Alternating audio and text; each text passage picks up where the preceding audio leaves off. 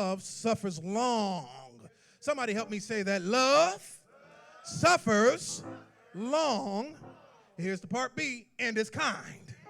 Amen. It suffers long and it is kind. Love does not envy. Love does not behave rudely. Love does not seek its own. Love is not provoked. Love thinks no evil, does not rejoice in iniquity, but rejoices in the truth, bears all things, believes all things, hope all things, and endures all things. Love is long suffering. Aren't you glad that God has been long suffering with us? That even as we've been saved, even as we've given our life unto the Lord, even as we've been baptized, that we've still missed the mark in life. But God still loves us enough that he still wakes us every morning. God still loves us enough that he still forgives us time after time after time after time again. Love is long suffering. God has been long suffering with us. Where do you fit in, brothers and sisters? And where are you deficient? Do you need to be kinder? Are you envious? Are you rude? Are you someone that's provoking? You know what you're doing. You know that if you say what you say. You know that if you do what you do. You know that if you act the way you act with that particular person. You know the response that you're going to get, but you like the response that you're going to get, and you want to do it because you want to win. You want to be in charge. So I'm going to ask the question. I'm going to say what I'm going to say. I'm going to push the button, and I'm going to provoke you into doing something that I know that you're going to. Is that you? You don't have to say amen. Do you rejoice in the shortcomings of others? I'm glad she failed. Yeah, see, she thinks she all that. I couldn't stand him anyway. Yeah, he always thought he was I ain't like the way he.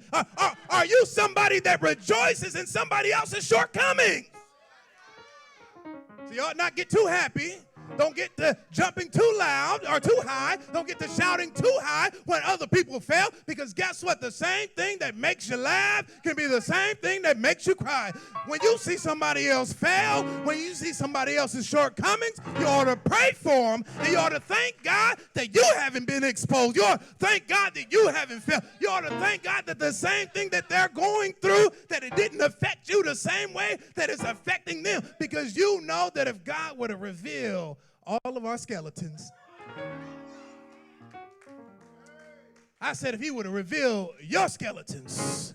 Let me talk about myself. If he would have revealed my skeletons, I'm here to tell you, I'd drop the mic, I'd get in my car, you'd never see me again. But thanks be to God that I can go to God with all of my troubles. Thanks be to God that I can go to God with all of my problems. Thanks be to God that in spite of what God knows about me, he doesn't get on the phone and say, Brother Wade, I saw Brother Rickey over here. He doesn't get on the phone and say, do you know what he did back in 2016? He doesn't get on the phone and put on my business. I thank God today.